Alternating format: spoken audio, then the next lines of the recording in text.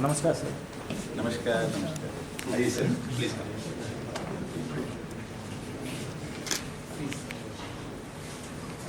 Our motto is Yoga comes to Passion. Means excellence in action is yoga. And we as an institute exist for excellence in technical education. We all know that IITs and NITs are the two most important pillars of Indian technical education in India. We are here to listen to Professor Murthy on assessing and achievement of excellence in NITs and IITs. Professor Murthy, Speaker of the Day, Professor Padi, Director MIT, my faculty colleagues, staff and dear students. A warm welcome to you all to this lecture on excellence in IITs and NITs. Critical factors to ponder.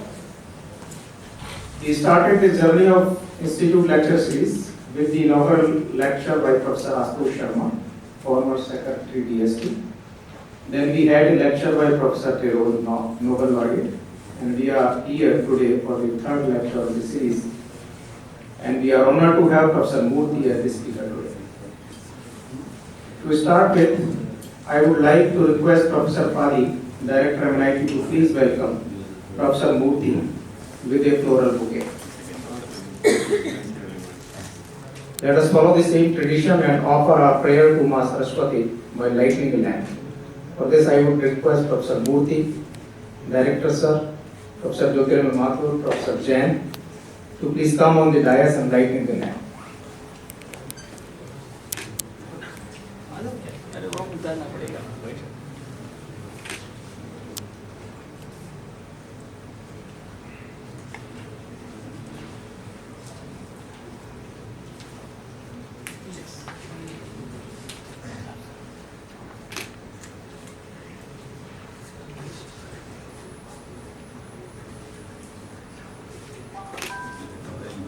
Not synced. Okay.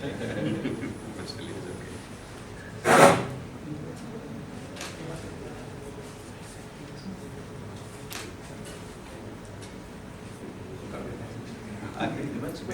Himanshu. Oh, Professor Himanshu. Come. अब कुछ video याद है तो Come, ये jointly. अब तो उतारने ही पड़ेंगे. अब नहीं बच सकते. Repeat one more. Yeah, thank you. Okay.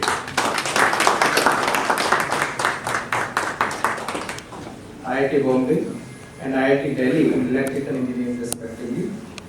After serving IIT Delhi for 42 years as faculty professor, he relocated to Bangalore in 2012. His major administrative assignments include Head Electrical Engineering Department at IIT Delhi, Director of ERDA Baroda, Director NIT Surat, and Vice Chancellor of Central University of Karnataka. Presently, he is adjunct professor at NIAS and member board of governors of IIT Harvard. He has been visiting professor to universities abroad and in India, including University of Newcastle, UK, Universities of Calgary and Ryerson and Waterloo, Canada, ISC Bangalore, PES University, Kirloskar Electric, GE R&D Center in Bangalore. He is a life fellow of IEEE and IE India, and Fellow of Indian National Academy of Engineers, INAE, IET UK, and IET. He has been bestowed with several awards such as IST Award for Outstanding Research, IET Bimal K. Bose Award for Contribution in Power Electronics, IEEE PES IAS Delhi Chapter Outstanding Engineering Award, IEEE PES Bangalore Chapter Outstanding Service Award, IEEE IAS Distinguished Lecturer, Distinguished Alumni Award for BMS College of Engineering. Its interest area includes electric machines, drives, power electronics, renewable energy, energy efficiency, and engineering education. He has 300 plus papers, 100 plus thesis supervision, 90 plus sponsored projects, 40 plus technical reports, 7 books, manuals, conference proceedings, and 18 patents to his credit. His research on self-excited and grid-connected induction generators has led to field installation of renewable energy based off grid and grid-fed power generation.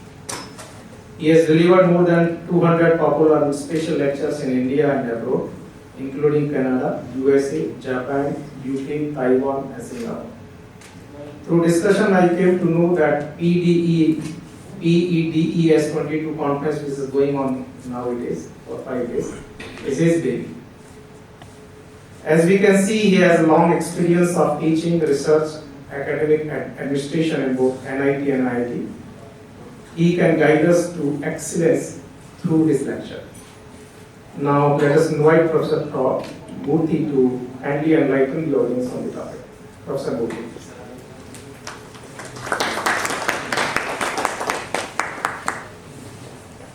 Professor Pradeep, Professor Mittal, and distinguished faculty and students. At the outset, I wish to thank Professor Pradeep for inviting me. It's an invited lecture. And also for Dr. Mittal for organizing in an excellent manner. And I thoroughly enjoyed their treatment till now. And because as he said, yoga karma kaushalam. That is your motto. What is yoga? Means whatever you do must be done excellently. And he has done it excellently.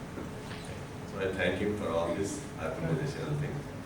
And it's always a pleasure to interact with the fraternity of IIT and NIT colleagues with my long experience, because it is great economic power.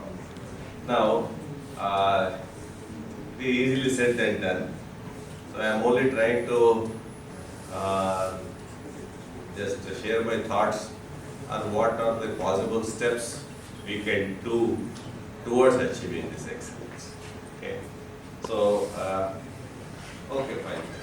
Now I will start with paying homage to Sir Vishweshwarya, whom all of you know. You celebrated as the Engineers Day. Good character and possess a reasonable high sense of duty. Okay. That is the thing. Now, therefore, a quality of a country depends upon quality of our people. So, our people from advanced countries have higher personal quality parameters apart from quality of life. So, how do we improve quality of people? That is, education is the key. Okay.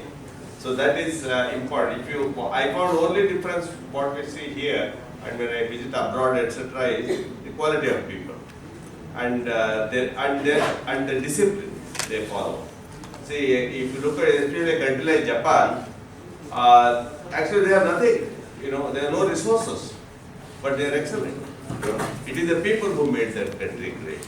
Okay, so it is only if we have to make our country great, our people must become of good quality, and education is key to all these things. Okay, and now what is education? Again, there are several definitions, and a well-known Sanskrit statement is on education. It's also from Upanishad. Say, "Sa vidya ya yu vimuktaye." True education is one that liberates and not binds. Okay. So, educated people are liberated people. Okay, that's what is a definition. Now, I have seen Swami Vivekananda's pictures including director's office. I was impressed. That perfection in man. There is perfection within, but its manifestation is a purpose of education. Now, another thing is very essence of education is concentration of mind. I think most of it is difficult, but most of us must try to live in present. Whatever we do, our mind must be in whatever we are doing. That is the important thing. But there is a statement: the past is history, future is mystery, and present is the only present.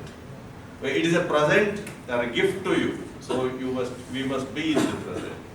Now, another thing Vivekananda says, every educated person is a trader. If having educated the cause of the poor, is not concerned about the poor.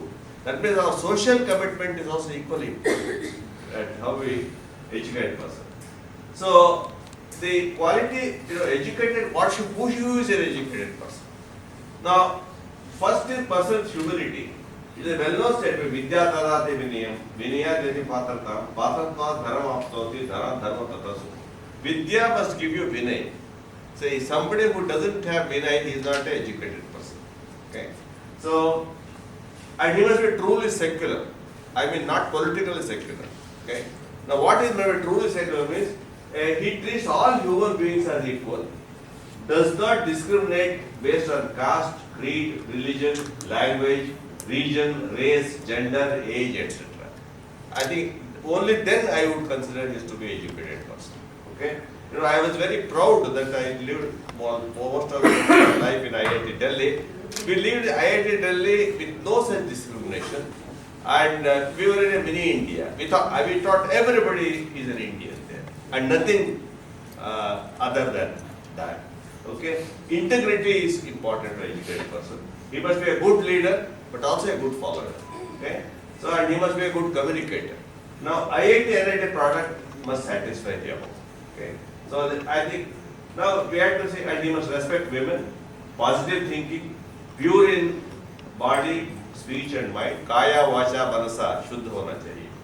Then social concerns, helps the needy, innovative, creative, inquisitive. Okay? And he must be expert in domain knowledge, but use that knowledge for the good of society. Okay? Now, and let us look at what was the education in India historically. Many of you will know that it is about 5,000 years of history, education. Guru Shishya Parampara, you are all aware, was very much a tradition. And emphasizing on debates, discussion was part of education. It was not by dictation. Okay, that was the education. Now, if you look at Vedanta, Buddhism, Sikhism, Jainism, they are all a result of lot of churning. A lot of discussions. The whole scripture is full of interaction between teacher and student. If you look at the Upanishads and Vedas, it's all Guru Shishya interaction.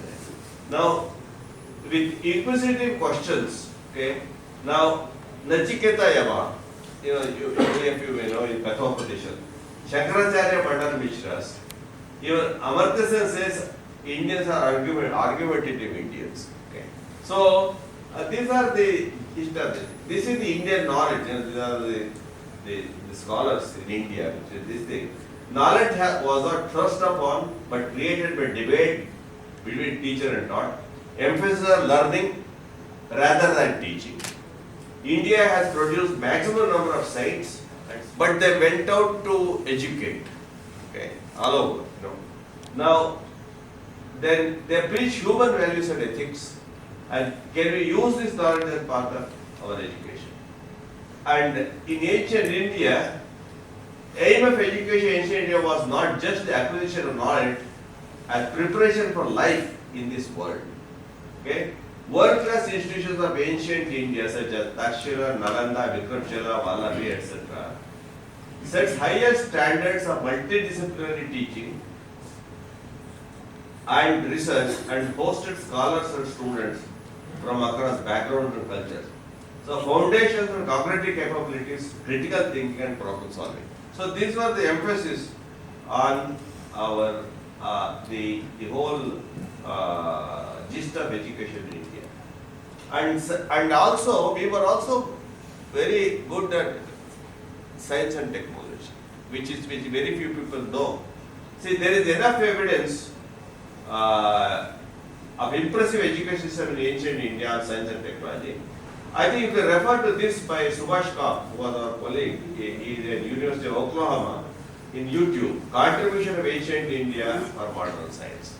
This is I found it a very interesting lecture. Now, if you just want to know, see, all these things, Sushruta, Aryabhatta, and then Arthashastra by Chanakya, Pancham Siddhanta, Varamira, astronomy, Patanjali yoga, Charakar Ayurveda, Nagarjuna science and alchemy. Canada is an important. Canada, he got principles of atomic energy. Canada, he was in 600 BC, and his whole thing, all the Newton's laws are there, which he propounded. Canada, and and then Newton, it was much later. Okay, so the Madhava was on calculus. So these were all there in these periods. They were much earlier. Okay. Now Varahamira did detailed study on planetary systems. In the fifth chapter of Vaisheshika Sutra of Kannada, 6th century BC, proposed laws of gravity and motion, repeated by Newton in the 16th century AD. This fact is confirmed by Manchester University. They have accepted, yes, this is a fact. Kannada's work is rarely quoted in current science books, which only highlight Newton. Okay, Varahamira too introduced concept of gravity. Okay, Bhaskaracharya gave the whole concept of universe comprising stars, planets, solar system. Indians knew that Earth and other planets were spherical much before we started debating it. Okay, Galileo discovered laws of kinematics and recorded them in his book The New Sciences 11,100 years after Aryabhatta propounded the same mentioned in his work Aryabhatiyam. Agamas written thousands of years ago are treatises on theology, epistemology and detailed temple architecture involving intricate geometries which are followed even today. If you look at the temples of the south, old and still they are, it has lot of architecture, lot of geometry, lot of these things have gone there. So Agamas reveal hidden mathematical marvels and Shilpa Shastra explains sculpting of stones, etc. Okay, and ancient Indian universities. It is well known that universities like Nalanda, Takshila, etc. were great centers of learning, attracted scholars all over the world. Nalanda University, which flourished between 2nd and 5th century AD, needed a high degree of intellectual competency even to get enrolled in university. In fact, this is even mentioned by Abdul Kalam recently. A recent YouTube video narrates that Nalanda had 1,000 professors, mostly Buddhist monks, 10,000 students, and a library of 1 lakh books on theology, philosophy, science, astronomy, architecture, etc. But unfortunately, invader Bhaktiar Khilji destroyed the complete university, killed teachers and students, beheaded or burnt alive, and burnt down the complete university which was on fire for months. And this was nothing short of Holocaust. Okay? So invaluable knowledge treasure of the library was lost to humanity forever. Okay? So I think we need to understand this. In fact, that is the reason why Abdul Kalam said we must be very strong militarily. Okay? Because we were very strong internally, but then this is what we said. So Science Museum in London has a poster mentioning that Indians built rockets before British. Indian textiles were famous for centuries. Londoners were eagerly waiting every week for the ship to come from India bringing Indian textile goods. Okay. Now, shipbuilding technology was state of art in India. There is recorded evidence that hundreds of ships were daily commuting from western, from Surat to Rome. Okay. There is evidence. Okay. And Indian GDP was 25% of world GDP, 200 years, which came to 3% at the time of independence. Totally different. And it is said that there are nearly 70% literacy in India 200 years ago. Okay. All these things, Now, that means we have to be not only proud of what we had, but we should preserve those things and also be inspired to go further, to be leaders in the world, what National Education Policy calls it a Vishwa Guru. Okay? That should be our aim. Okay? A well-known French actress invited Nikola Tesla and Swami Vivekananda, the well-known Indian monk, for a party in New York. Okay? This is recorded, this is there. Now, during this interaction, Vivekananda told Tesla on interconvertibility of mass and energy from Indian texts mentioned by Kannada. Okay? This is it is recorded. It is in her diary, she writes. Tesla caught up with the idea and wanted to pursue his passion for wireless communication. Then he converted to wife of Einstein. Okay? These are historical facts. Okay? So, now these are the the things which became which were there in our Vedas, Upanishads, whatever. Schrödinger, well-known nuclear scientist, he mentions that he based his work on quantum physics on Indian classical text Upanishads. Just he mentions. Okay. Now, and artificial intelligence and Sanskrit. The University of California at Berkeley allowed computer science students also to get credits for a class in Sanskrit. Okay. But there was one of the students called Rick Briggs, who went on to work in NASA as our Ames Research Center, wrote a paper for Artificial Intelligence magazines in 1985 entitled Knowledge Representation in Sanskrit and Artificial Intelligence, which argued that the elements of artificial intelligence were very similar to the structure of Sanskrit grammar called Shabdabodha by Pandit. Okay? And these are recorded. It were an exaggerating thing. Okay? Now the present education system, especially on science and technology, must include the above documented Indian knowledge, critically comparing with a relevant Western knowledge evaluation. Unfortunately, above storehouse of knowledge on science and technology in ancient India is not even mentioned in the current education system, either due to ignorance or by deliberate design, and most information is sourced nowadays from the West. Okay? So, this is a thing which all of us must be aware. Okay? And I would say, why do you hide them? After independence, we totally blacked out, from our students all our ancient knowledge. Many people tend to think India was born in only 1947. Okay? But India was live much harder. Okay. Now, and setback in Indian education, the Indian education system in India had a major dent during nearly 1,000 years of foreign rule before independence. Many rulers were not keen on educating the public. History is replete with events of subjugation and slavery with little information on education, science and technology. India missed the industrial revolution that set her back in engineering, technology and manufacturing compared to the West. Macaulay distorted the education system to kill critical thinking. It is recorded that India had nearly 70% literacy before British arrival, which was later much lower at independence. Okay. Now, the Mahatma writes, India today is more illiterate than it was 100 years ago, because British administrators, when they came to India, instead of taking hold of things as they were, began to root them out. Now, this is addressed by Mahatma Gandhi at the Royal Institute of International Affairs, London, on 20th October 1931. Okay. Now, some facts about higher education in India. Of course, these are the facts which you can also get it from websites. I don't want to repeat that. The universities, types of universities, and the number of universities, etc. And then this is the enrollment, regular and distance. This is the current status. What I get. Okay. So so we have these numbers, which is important. But AICTE approved institutions and engineering technology undergraduate, there are total 2,896 institutions with 12,52,917 intake. So we seem to produce more than 10 lakh engineers every year, whereas America produces 1 lakh engineers.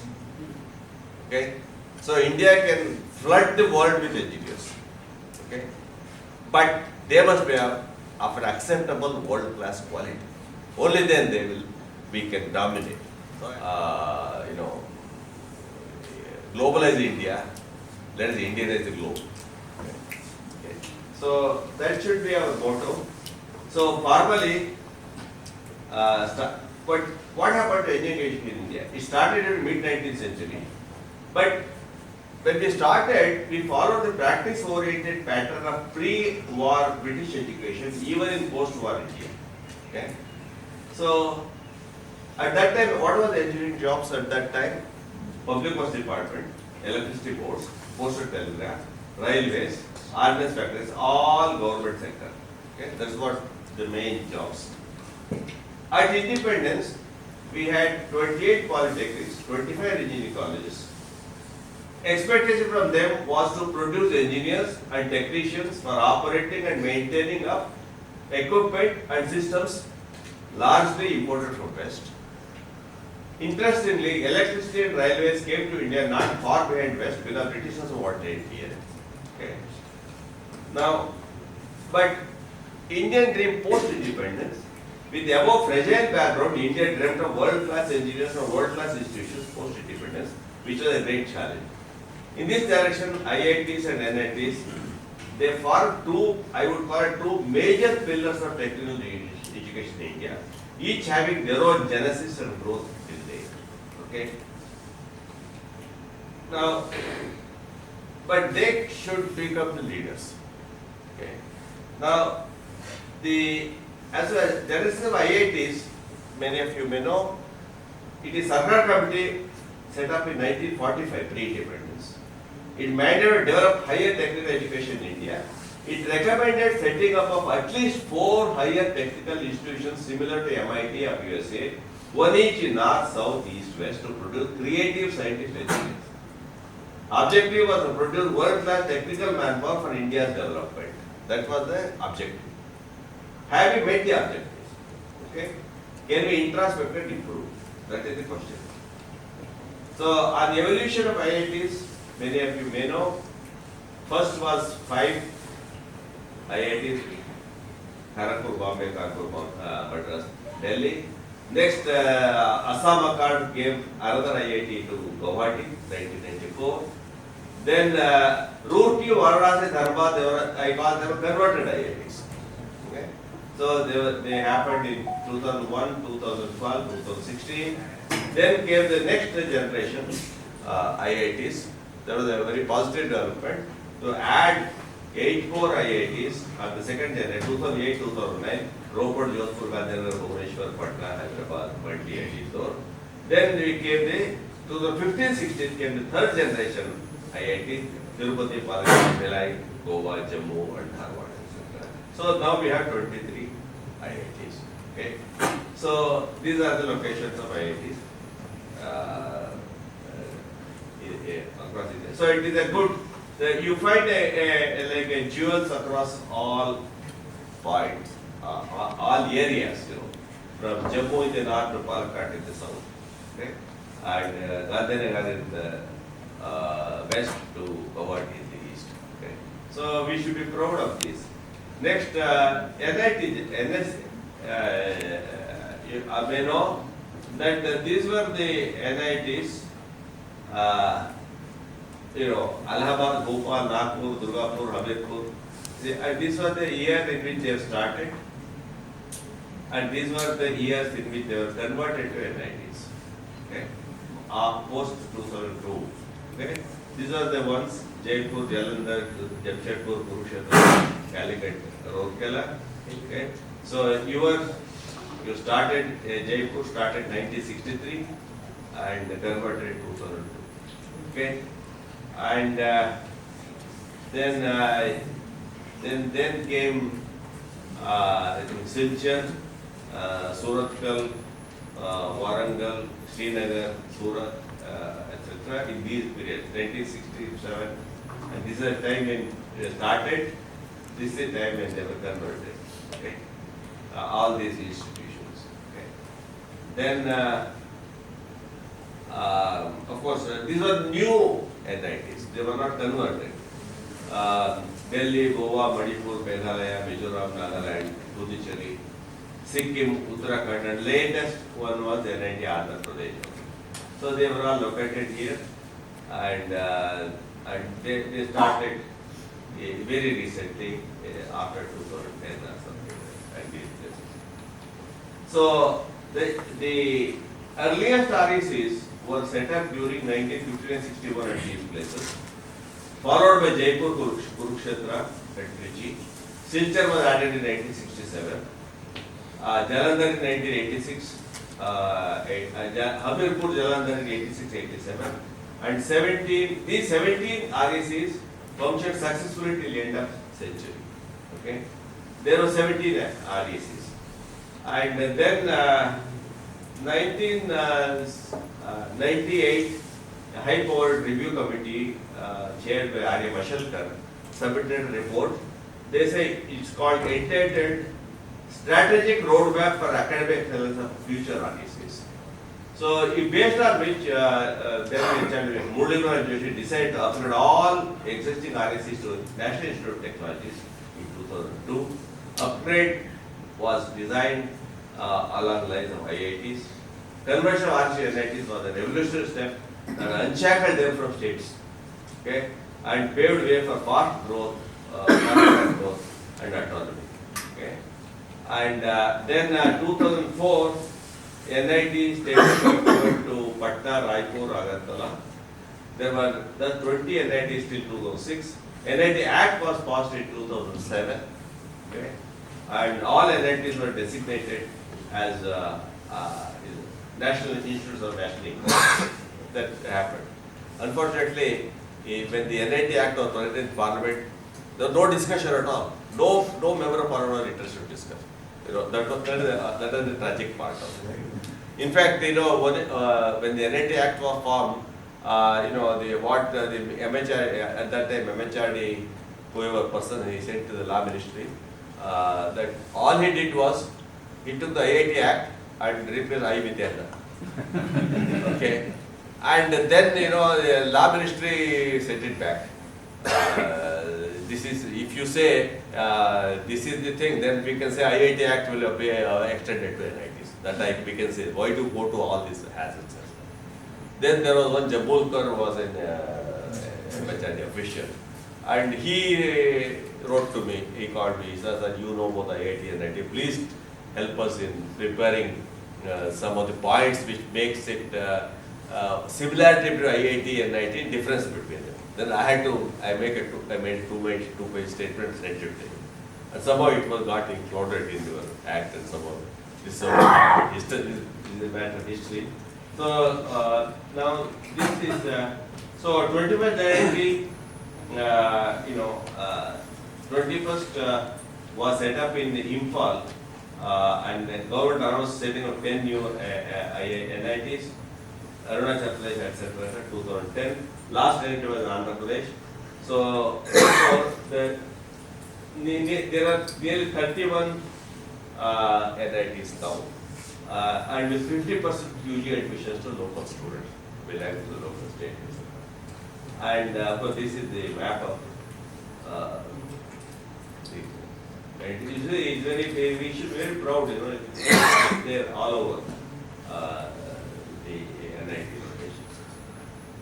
Now, what is the purpose of this education?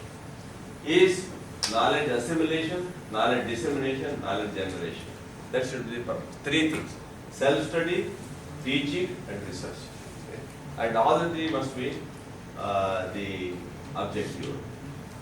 Now, in a knowledge economy, 30% required for knowledge economy, 30% GR. Gross enrollment ratio must be 30%. US has 84%, UK 60%, Japan 55%, China 30%, India 15%. So we have to really upgrade our higher education system. I think the NEP is a very, very positive step, I would say, National Education Policy prepared by the Steering Committee. So there are 100,000 additional applicants per year in engineering alone. Need one new curriculum modern university every week. Massive online education is India's only choice. In fact, NEP talks about open distance learning. Okay. Now that is so IIT and NIT must play a major role in this effort. Not only educated those who are within the campus, to educate those who are outside the campus. Okay. That is a very reaching out seems to be important. So education and not examination should be the goal of IIT. Promote interdisciplinary actions. See, the engineer cannot confine to his own subject. No engineering project is of a particular subject. It's always interdisciplinary. Industry academia interaction has to be enhanced much bigger than here. Innovation and research. Technology for humanity. India should lead in the cutting edge areas, artificial intelligence, all these areas. And so what it says is India must be Vishwaguru. Now India is only Vishwashishya, not Vishwaguru. Because most of our children are going abroad to learn. Okay? Therefore, now all rushing abroad for studies, perhaps to all countries, including Ukraine, China. So name any country, Indians are going. Okay? Now that is something which is a matter of concern. We should have provided the same facilities. I think we should have liberally allowed foreign universities to set up centers in India. Nothing would have lost. We would have saved a lot of our exchange. In fact, I met a friend from Australia when I was in IIT Delhi. He said, we are just roaming around, flying around on this thing. We are waiting for the government to give us the landing rights. Right? That's what he told once they were. They were very keen, Australia. So now, as I said, 23 IIT and IITs attract best students and teachers. These are some of the ground facts. IIT and IITs attract best students and teachers. Then form the larger group of premier engineering institutions in the world under a common umbrella with a critical mass. Nowhere in the world you have such a large group under a common umbrella. Okay? Potential to become the strongest cumulative knowledge source in domain areas. And they can be role models for others to emulate. Okay? So that potential we have. Now, but then we must aim world class. What I feel is, we must produce at least 1 lakh world class engineers annually. That should be our target. Okay? So that means we should identify 100 institutions of world class. So we have 31, 23 plus 31 is 54. Maybe add a few more. You can say each will admit 1,000 students each year. Make a basket of IIT, NIT, IIITs, IISc, ISRs, etc. And central, state, private universities, foreign universities, etc. But pay globally competitive salaries. Follow China example. And they attract we should attract NRI faculty to India and have large number of adjunct and visiting faculty. That is very, very important. We should not be very rigid in our faculty. We should take it very. Somebody is an excellent person in industry, take it. Nowadays, of course, whatever process of practice, etc., is coming up. But then we should give a big push to this field. Okay. And now, pillars of IIT and NIT, I would say, should be two things: integrity and excellence, and the system collapses if any one of them is compromised. No compromise these two. That's why your motto is very good, but we should follow that motto. Yoga karmosa kaushalam. Whatever karma you do, it must be kaushalam. It must be done with excellence. Okay, that should be the thing. Now, IIT is a success story. All Indians are proud of its achievement, and it has not come out of nothing. It has come out of many of you have been associated with IITs, including many of you are PhD for IIT. It is because dedicated efforts of thousands of faculty and visionary directors. Okay? It has come out of that.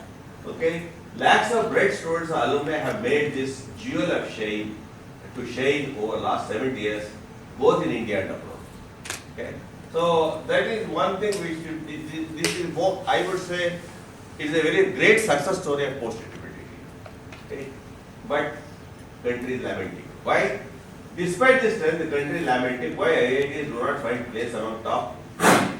So, what should be our aim? I mentioned globalize India, not Indianize the globe, right? In engineering. Okay. How to ensure excellence? Okay. Now, we will be excellent only if we attract best students and best teachers. That is the key. We should play active role to make India a strong technical, economic country.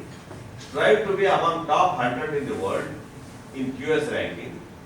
Still lagging behind many developed cases. Enormous brain potential. All three must be excellent. If anyone is excellent, it doesn't work. See, I noticed when I took over as director of NIT Surat, I found first two no problem. There were excellent students, excellent faculty. But in those places, governance was a big problem because of the multiplicity of state and central control, etc. Governors are real problem. So to make it governance almost similar to IITs was a very Herculean task at that time. Okay. Then these are the stakeholders: students, faculty, management, industry, society, and government. All are stakeholders for us. So we must satisfy everybody and make and then go ahead. Now, Atmanirbhar Bharat, to achieve declared objective of Atmanirbhar Bharat, make in India, developed India, leading industry, engineering institutions will play crucial role. Similar institutions developed world. So, IIT entities are we contributed to the technology development of India is being questioned. Okay, so we have to introspect ourselves how much we can contribute to this thing, industrial development.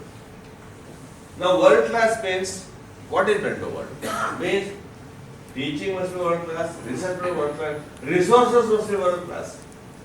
That's all the important. Output, not only output, but input also must be world class.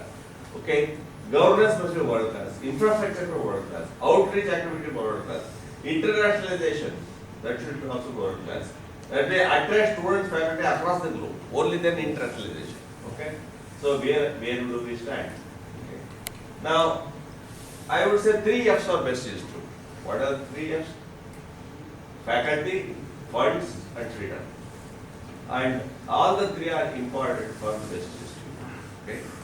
Now there is a problem of growth. What is process of growth is not painless. See, especially when you convert it to REC to IIT, it's not painless. It's pretty. Then best institutions, how do you build best institutions? Are built by emulating best practices of best institutions. Okay? Look at the best practices of other institutions. Say, you look at what best practices IITs you will follow, or MIT you will follow, whatever it is. But let us try to emulate, and you can't say, nahi, wahan ho sakta hai, hamara nahi ho. You know, that type of thing need not be there. Okay? This can be a good guideline to new NIT IIT. Good faculty, student, infrastructure, governance are critical. Expansion is affected through these things, no? Conversion of old institutions, setting up new ones, both needing different strategies. Converting needs it because there is a baggage there. So converting needs a different strategy. Starting new one also needs a different strategy. Now, infrastructure. The infrastructure decides the quality and functioning of an institute. It is like a body with faculty as brain. I would say infrastructure is the body and faculty is brain. Okay, IITs with well laid out campuses have good areas, and campus area of IITs are nearly 500 acres above. These are the areas of different IITs. Now, converted IITs at Roorkee, BHU, ISM have oldest campuses, and the first 5 IITs for 60 years, but they need retrofitting. Current infrastructure in these campuses is the result of continuous upgradation. So that means those old institutions need upgradation, retrofitting of the campuses to be modern. And in infrastructure, each IIT NIT must be suitably tweaked to achieve excellence. I think this is important. And now, what are the parameters? Is good campus ambience, 24/7 water, electricity, internet, green, smart, sustainable campus as per Griha norms. Okay. Now, modern classrooms, labs, offices, smart classrooms, teacher chambers, auditorium, seminar halls, hostels, international hostel is also important. Then healthcare, transport, bicycles or EV, housing, guest house, campus school, facility for sports, cultural activities, etc. Okay, I think it is very routine, you know. Now, that means we must respond to climate change and plan circular economy with zero waste. That each campus must aim for this. Okay, water management, rainwater harvesting, STP, reuse the clean water, modified plumbing, waste management, dry wet, e-waste, hazardous waste, produce wealth from waste, energy management, renewable energy based microgrids, transport management within the campus. All IIT NIT's campus must be eco-friendly for other stability. So we should show we are the leaders in this way. And this is doable. And this is one example. The IIT Harvard got this certificate recently. They sent it to me. It was dated 30th November 2022, just about a few days ago. So it is a development and construction of permanent campus. Industrial Technology in Harvard, Karnataka has been awarded with a 5-star Girha LV Mark rating. So you should all aim for this, okay? And it is since I am a member board of also IIT Harvard, I go there. Next week we have a board meeting. Again, the campus is coming up. I think Prime Minister is going to inaugurate that campus soon. Okay. Now, I think another important factor is location and connectivity is important. Most of the places must be air connected, air, rail, road connectivity, because that matters a lot, because that is how you attract good students and good faculty. Your location and connectivity. So it is a great bearing on growth of this. Then, so we can plan for about 5,000 students each campus. That should be the thing.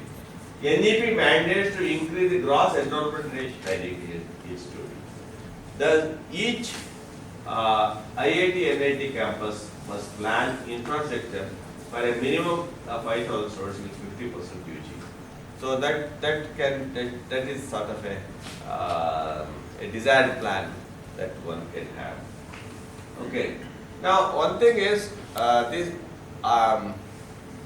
CEO or the director makes a big difference to the working of the institution. Okay, so I have seen from Dogra to Shelbakar, several IIT directors.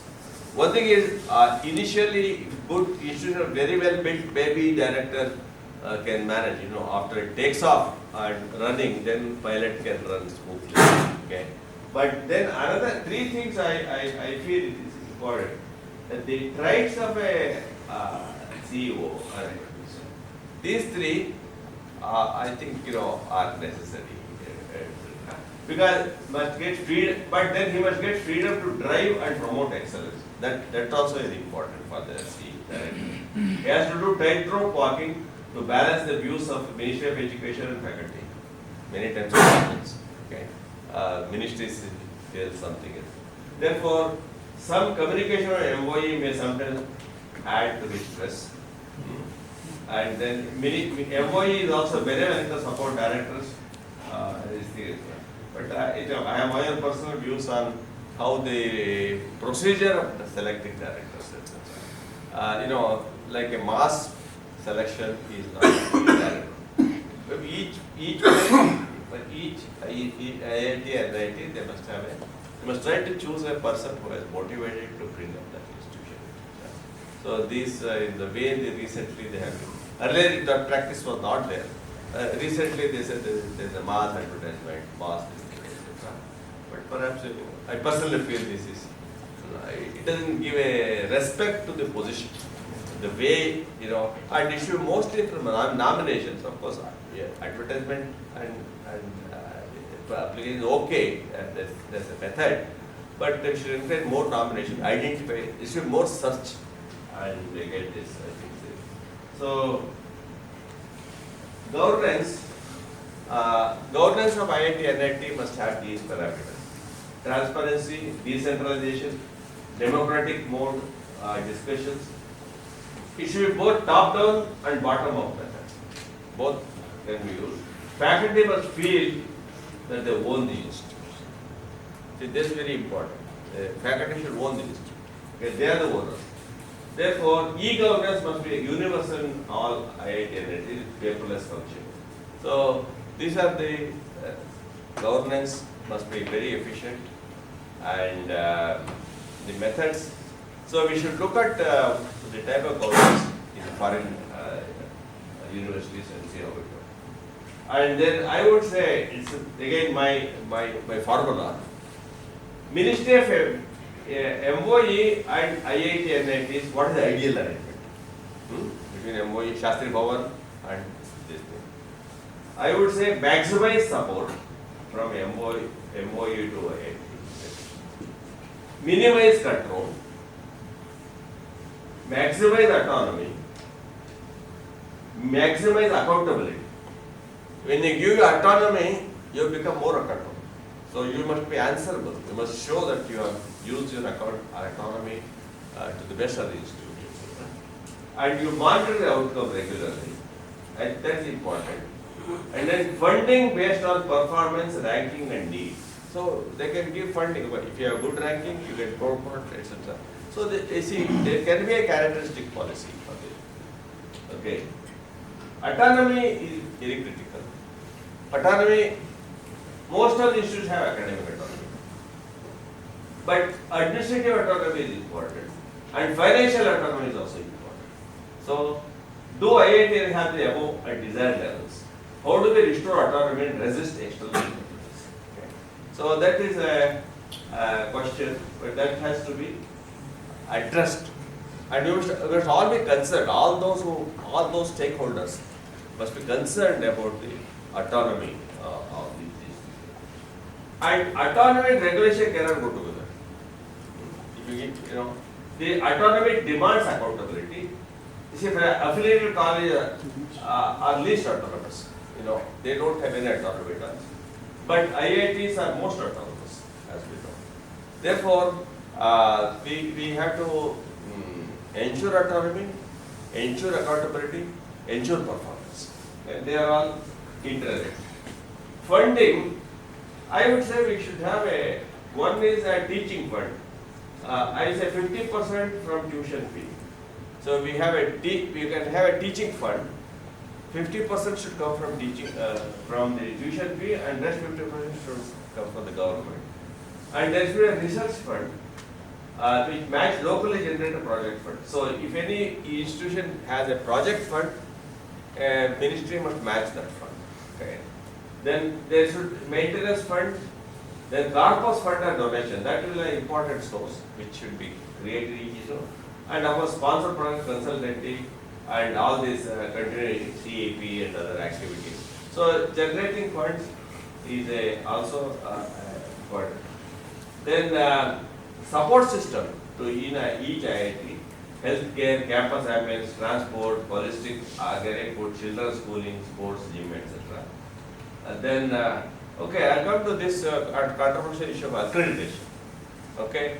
Now, accreditation is a major, that NBA is arranging the accreditation, and NBA is, it is a outcome-based education, they say, and as per the Washington Accord, then NBA accreditation is measure of excellence of the institution. Well, NBA is doing a good job, but only thing they are not. I personally feel that I was in the appellate committee NBA. I feel they should tap more of the excellence faculty, but that spread is not the same. Faculty goes twice a month to different institutions, and that is not fair. There are thousands of retired IIT and NIT faculties. They can be used. Therefore, I think there seems to be some type of a this thing. So I think, but I also say NBA accreditation is major. MIT, I was especially one MIT has a concept of visiting committees. They have visiting committees which contain alumni, industrial, and they go to each once in 2 years or something. They go through every department, go through the whole thing and give a big report. That is a better way than this routine NBA. I would say both the IIT and NIT must have similar rules of quality evaluation. So both must follow same level of accreditation. Now there is a difference. So that is not fair. Okay. Now ranking, recognition, rewards. This is also a very important parameter of this thing, etc. And reflect, very few IITs come top 100. NIRF ranking is a good measure. Okay. Now in recent NIRF ranking, we notice Madras, Bombay, these are 6 or IIT, first 7 are IITs.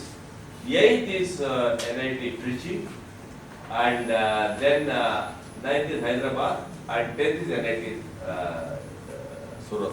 That means we have 2 NITs in the top 10. That's a matter of pride and that it will be pursued, etc. But the score is somehow varying. You see, even the 10, first to 10, the first get 90 score, and 10th get 66 score. So there is one has to fill the gap. Okay, that is one thing. Then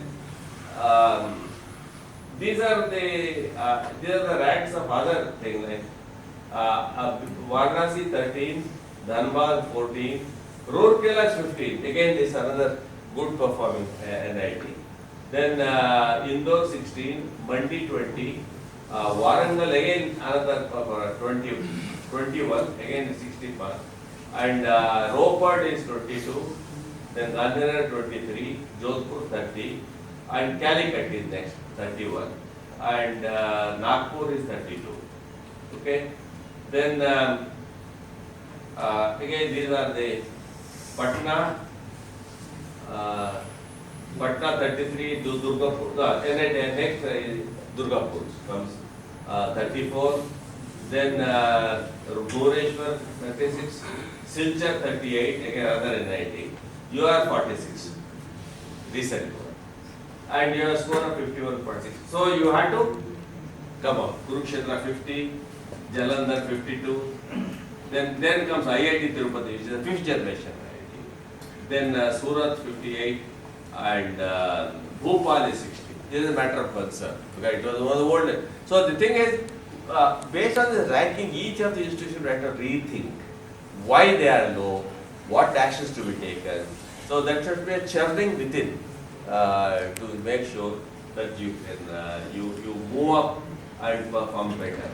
Okay, of course these are the Patna 63, Raipur 65, Srinagar 66. Palakkad again 5th generation has come to 68. I think Bhopal is 70. Allahabad and Huh? Allahabad, the previous one. Just to check. Which one? The 51. I don't know. Allahabad. Yeah, that 50 was Allahabad, not Bhopal. Again, this I feel this is a matter of concern. With a very low score. Agartala, of course, I understand. Goa is 88, and Jamshedpur again in the old one. So, therefore, what we notice is the 80 to 90 score are the 4 IITs. 70 to 79 scores are 3 IITs. 60 to 69 scores are 4 IITs and 5 NITs. Okay, 60 to 69. Then 55 to 59 are 5 IITs and 2 NITs. 50 to 54 are all the 4 NITs. Then 45 to 49 score are 1 IIT and 6 NITs. And 40 to 44 are 1 IIT and 5 NITs. So just I compiled this data just to share where IITs and NITs are comparable, etc. And this is the thing. So these are all there. The comments and suggestions and their ranking. So whatever I have mentioned there, I have listed here. So among 3G IITs, Tirupati, Palakkad are ranked 56 to 88. So, but they will also come up, hopefully. So the thing is, what we notice is between IIT and NIT there is an interface. So nobody can say IITs are higher than NITs. Okay, there are some NITs much better than IITs. Therefore, this has to be presented effectively to the stakeholders like ministries, etc. And they say that there must be enough support and encouragement to the well-performing NITs so that they can catch up with the IIT. Okay. Then and then another reason for low performance, some 2G IITs to be identified. Even the 2G IITs, some are pretty low also. Now there is wide gap among 19 IITs in score. 40 to 90. Lowest IIT has 40 and highest is 90. and with 1 to 46. Above gap must be bridged over time. Okay, it is a good practice to link funds with ranking. Okay, NITs, it is remarkable that 2 NITs are among top 10. They should be specially supported to reach levels of IITs above them. 4 NITs, Rourkela, Warangal, Calicut, Nagpur, Durgapur, not 5, 1, 2, 3, 4, 5, are well performing NITs, ranked 15 scores of this, higher than a few 2G IITs. They deserve special support to be on par with IITs. There's a big gap. Okay, this is a matter of concern. Okay, and IITs are ahead of others, including NITs. Some NITs are ahead of a few IITs. This is also there. There are 232 IIA fellows in IITs, but only 1 in NITs. So these are one. There are a total of 75 IEEE fellows in India, out of which 34 are IIT faculty and only 1 from NIT. Key is hire very competent faculty and provide facilities to excel. Now, where do we stand globally? Even IITs, then I mentioned the research investment as percentage of GDP in India has dropped from 0.84% in 2008 to around 0.69% in 2018. It is not a positive. Okay. By comparison, in 2018, research investment as a percentage of GDP was 2.8% in US, 2.1% in China, 4.3% in Israel, and 4.2% in South Korea. So this percentage GDP they are investing in R&D, okay? Whereas we are just around 0.69%. Number of research scholars supported by current investment per lakh of population is only 15 in India, compared to 111 in China, 423 in USA, and 825 in Israel. So when they say, why are you low, we should go back to them with these statistics, with these numbers. Okay? Now, 13,81,584 patents applications by China, 6,06,946 by USA, but 46,582 by India, of which 68% were by NRIs. Right? This is the fact. Publications, India's share of scientific publications increased from 3.1 from 2009 to 4.4 in 2013. Our publication 4.8%. By comparison, USA 17%, China 18%, showing an upward trend. It is not likely that central government will keep increasing grants to IITs. Grants in 21-22 are projected to be 6,596 crores versus 8,337 crores in 17-18. So it has come down. The grant again is it's a matter of concern, and tuition increase has potentially reached a cap. Though I don't know, we can charge 1 lakh per year or something. That may be realistic, I think, in today's numbers. Today, tuition is about 2 lakhs annually, and this is not desirable. Further increase is difficult. Okay. Then revenues from industrial consultancy, sponsored projects, etc. You have 200 to 400 crores per IIT for first generation IIT.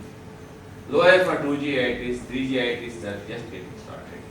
Therefore, if you add grants in aid, tuition and consulting revenue and average, the average across all 23 campuses is about 850 crores per IIT, and it comes to 90,500 crores per year. Okay. This is the national investment on institutions of importance, and which is meager. Okay. So a mere 5,500 crores annually in consulting. There have not been many significant large projects that have emerged from IITs. This needs to happen soon.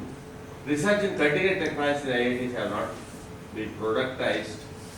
Clearly, we are not living up to our potential because not enough resource earmarked for it. Okay. By contrast, in 2018, MIT's operating revenues total over $3.62 billion. Large portion coming from research investment and tuition. And now 3.62 billion equal to 24,764 crores. That's what the MIT is. China, budget planning of this Tsinghua University of 2019 amount to 28.72 billion yuan. That is 20, and that year 28 university in China had a budget of above 5 billion yuan. Okay, so 29 point so many billion means 30,780 crores. That is the type of number. Okay, so QS ranking, these are the first 10, all the MIT, Oxford, Stanford, Cambridge, Harvard, Caltech, Imperial College, Zurich, etc. This is the top 10 under the QS ranking. Okay, now in the Asia, let us see who are the top. NUS, Peking University, NTU Singapore, Hong Kong, Tsinghua China, then another in China, then Malaysia also, then Hong Kong, then mainland China. So you will see they have a score of 100 to 93. All are equal, you know. This is it. Now, USA Asia, among the Asia ranking, IIT Bombay is 42, IIT Delhi 45, Madras 54, Kharagpur 60, Kanpur 64, Roorkee 109, and Guwahati 119, Varanasi 290, okay, and Gandhinagar 300 something. Okay, so this is where we stand under the Asia ranking. Okay, now the IITs, as per that ranking, they are 117 Bombay, 185 Delhi, 255 Madras, 277 Kharagpur. Is this is world rank. This is now this is score. Look 100 MIT. This is score. Okay. Now these are the one other thing is IIT Delhi student faculty ratio is 11, NTU 10, Korea is 8, Tokyo is 7, Hong Kong is 8, Malaya is 8, Singapore is 6, Peking is 6, Zurich is 7, Imperial College is 5, MIT is 4. This is the thing. I think at least IITs IIT, NITs must be allowed to have at least 10 to 1 student teacher ratio. Okay. Now this thing is within top 500. This is IIT Delhi is 11, Bombay 11, Madras 11, Kharagpur 13, this thing etc. Roorkee 17, Guwahati 17, PHU 23, and so on. These only IITs, these are the total faculty. So therefore, I made the observations of these things. I think we will skip this. We talk 500 number of interested students is pathetically low in our case. So IIT faculty must increase the order of magnitude to compete with the best in the world. NITs have to catch up as they have gaps even with IITs. Okay. From above data, it is clear that IIT NIT system has to effect revolutionary changes to aspire for top world ranking. This needs deep introspection, etc. IIT NIT must evaluate examples of China, Singapore, etc. Okay. And the thing is admission process. I think we have gone through all of you are aware of most complicated admission process. Okay, and then vested interest, etc. And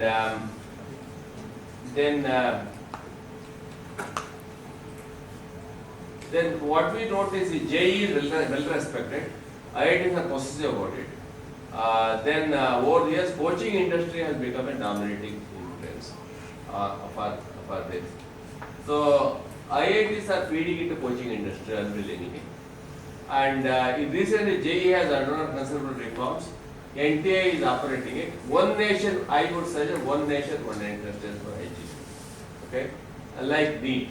Okay, and Now, even Ashok Thakur wrote 10 years ago that the annual turnover of coaching sector 1.2 lakh crores annual turnover. Now it must be about 2 lakh crores. Okay, paid by teachers. So it's more than the higher education budget of the country.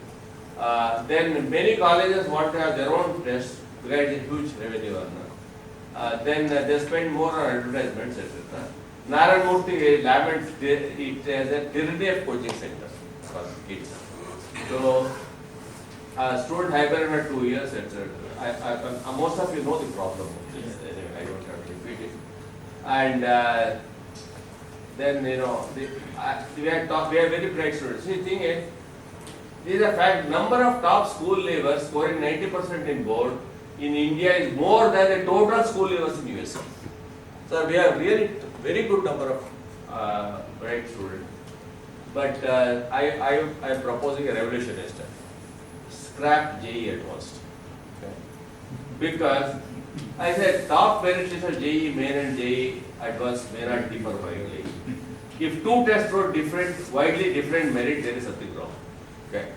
So toppers of JE main may be allowed to opt for both IITs and NITs. Gives level playing field. Logic behind advanced test is it separates the best from the rest.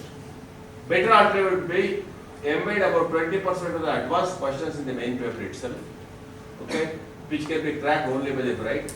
If only one test becomes the basis for selection, then the candidate has wider chance for institution on this field. Institutions must be ranked based on the student choice. One may choose NIT over an IIT based on location, branch and quality. So combined counseling for IIT and NIT is in national interest and will be welcome the students and parents and opposed by coaching industry. Okay. So therefore I would say my formula is combine JE and board percentile for national merit. We must factor board performance for admission to give credibility to school education. Now the children are ignoring the school. Therefore, I would say take average of percentile of JE and board exam. That means boards need to give percentile. So you take an average of both. Average of JE, average of board exam. Okay? Because especially where those who can't have coaching, they will be compensated. And then board exam is designed to ensure maximum number of pass, while JE ensures maximum number of fail. That is the main difference. Okay. Okay. Combining two performances of a candidate may be a leveler and just. So this is my formula. You can make a factor. Yeah. You can make 20% to board, 80% to JE. I have no issues. But don't ignore the board performance of the student, because they are not going to even the quota. They conduct their own board exams in a way. It's all big hierarchy. This thing going on. Okay. So therefore, in American universities they take SAT. They have several inputs. I talked to in MIT professor. They say they have several inputs, including their social commitment and various things. They will not ignore their school performance. So we need to take care of it.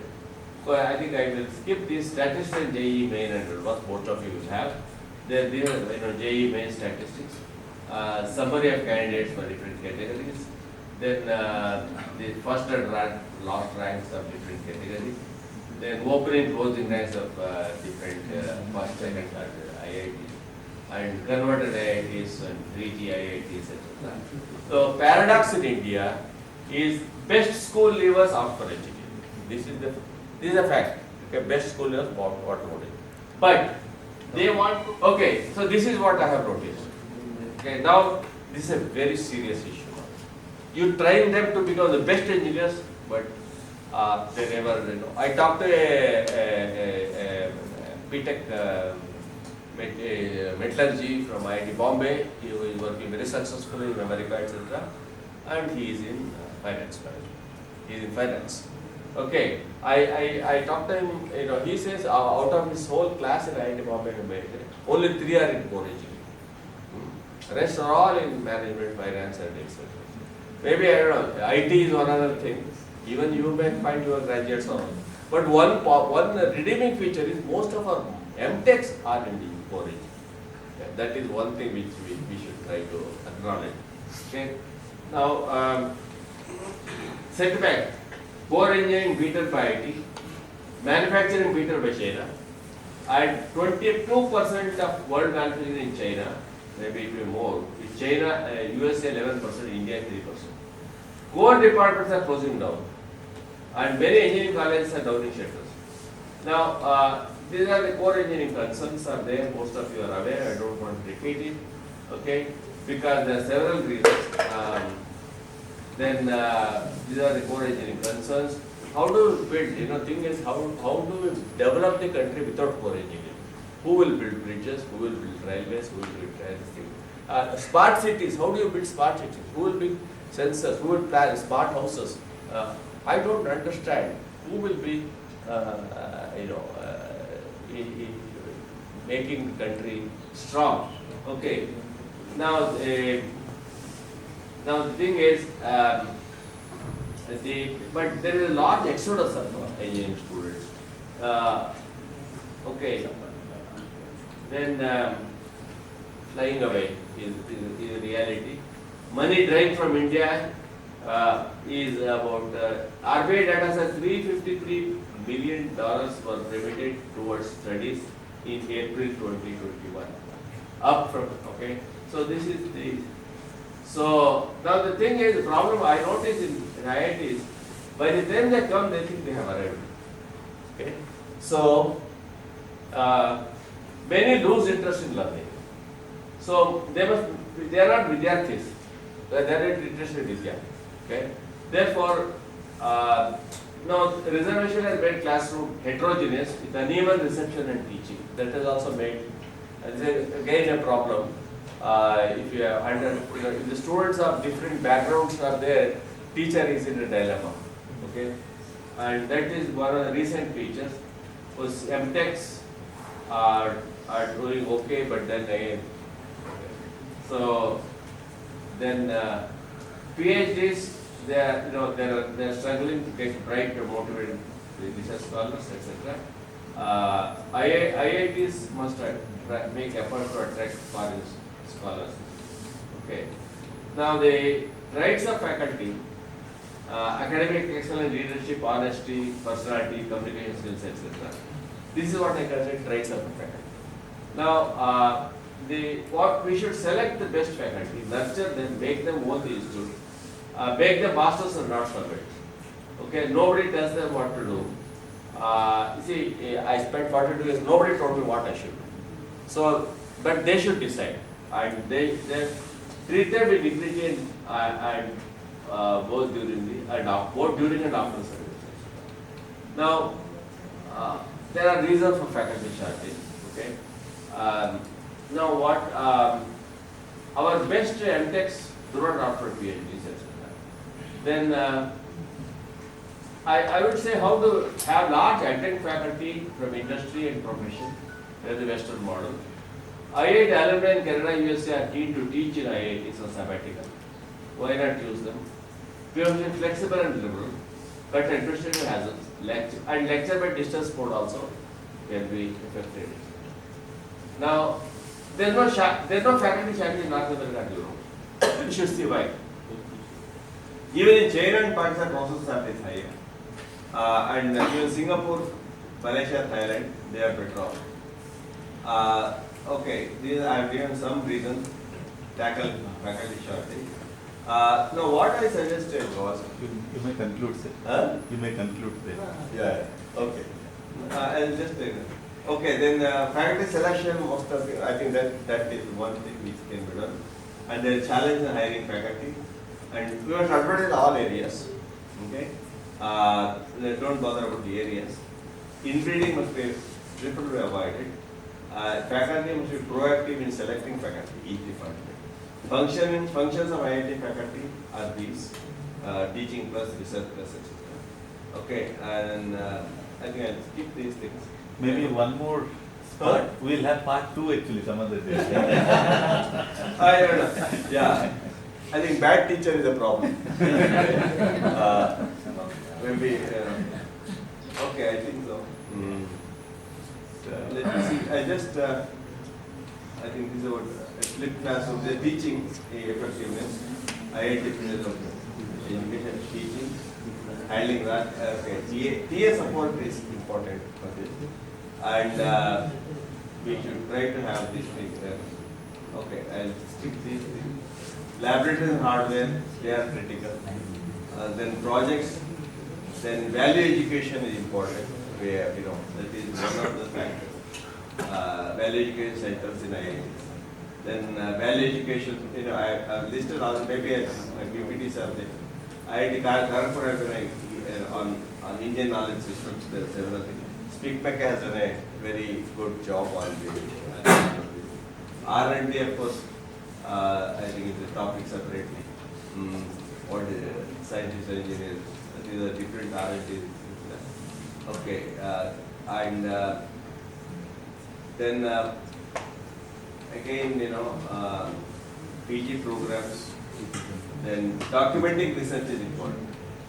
Output of research is critical, and then factors on quality of research, then future technologies, IIT should do. Outreach and networking is also important. Internationalization, then international linkages, alumni interface, and then industry interface, societal interface, linkage of society, innovation center, startups. Startups are the future for this. All these things we need to address. Okay, conclusions. Okay, got you. Okay, I read this and finish. Alumni of IIT have done excellently well in India. Nation's expectations are high, and IITs have potential to contribute to make India great. People must feel the benefit of IIT and IIT system. We must create all-round excellence in IIT and NIT system. NITs must have the same level playing field as IITs that must be globally comparable. So only the best will survive globally. Okay. Thank you. Right. In fact, wanted to listen more, but could not do due to the shortage of time. Maybe next time we'll be having more time for that. Now I request Director Sir to please present a memento to the speaker. Right till the end. And to be very honest, I had a meeting at 5 o'clock, but I requested him that I will leave the room after 30 minutes. But when I started listening, it was so interesting, sir. I could not go away. There are two, perhaps I'm just keeping my chairman waiting on phone, but I thought this is more important for me because of two reasons. I don't know whether you remember it or not. In 1998, Professor Murthy has recommended my application to be a faculty at IIT Delhi. Somehow or other it did not materialize, a different story. He was the head of the department, otherwise I would have a professor in IIT Delhi today, number one. But anyway, we are meeting today. The number two, when I went to Toronto to teach as a visiting professor, I have been given a room and told that it was being used by Professor Murthy. I have used your room only. You left and I entered. So there's a lot of relationship that happens. Life is too short. Today he is with us and there are so many memories. And we are looking forward to your blessings, sir, to take this institution to next level. Regarding all the vectors that you have defined for an institution to be defined as best one, almost we possess everything, to be very frank. But there are few things that need to be corrected, and I am very confident when you visit next time, you have to revise your table. That's what I can assure you. I would love to do that. Thank you once again, sir, for coming to MNIT, taking a lot of pain, but we are honored and blessed with your presence, and looking forward to meet you again and again. Namaskar. Momentum. Which is popular in Rajasthan. So you can keep it in your drawing room. Yeah, sure, I will do.